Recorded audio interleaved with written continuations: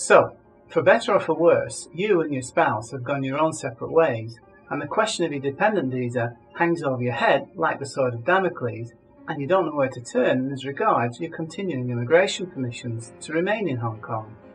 So, here is a discussion of your options.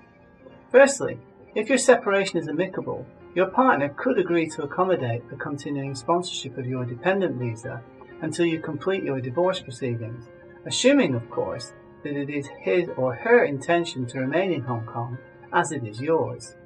If this isn't on the cards, then you have to look to the rationale for what's keeping you here and seek to adjust your status from sponsored family with a dependent visa to an alternate immigration category.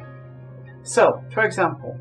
if you're presently working, you should apply for an employment visa sponsored by your current employer to allow you to remain in Hong Kong to continue performing that work for him. If you're not yet working but plan to start doing so, you should work for your new employer on the strength of your dependent visa until at least 6 weeks before your current limit of stay expires, and then seek to adjust your status to an employment visa sponsored by that new employer. If you started your own business, no matter how small, that could form the basis of an investment visa application. In such a case, even though the test for approval calls for you to be able to show that you can make a substantial contribution to the economy of Hong Kong, the HKID will take all the circumstances of your life into consideration and look at your application favourably, even if it means that at most, at least for the foreseeable future, you'll be able to make just enough to earn a reasonable living from it.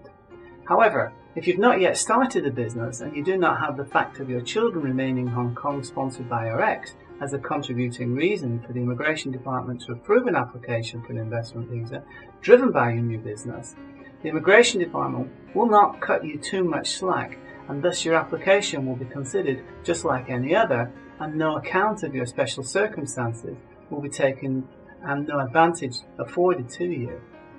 On the other hand, if you are a person of special talent, you could make an application under the Quality Migrant Admission Scheme.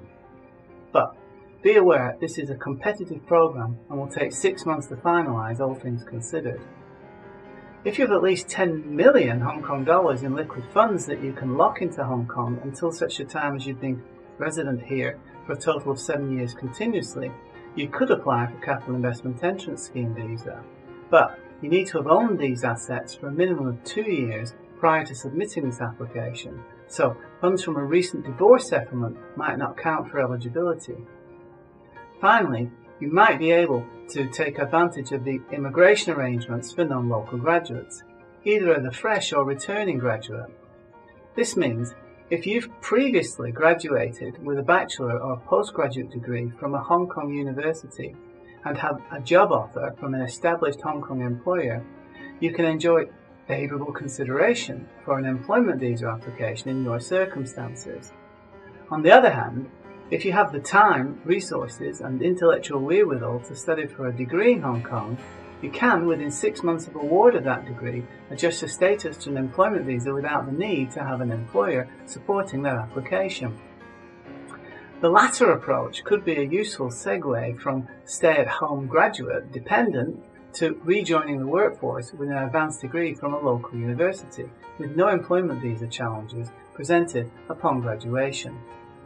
Student visa permissions are readily available if required, if it is not possible to complete the 12-month course during the time remaining on your dependent visa.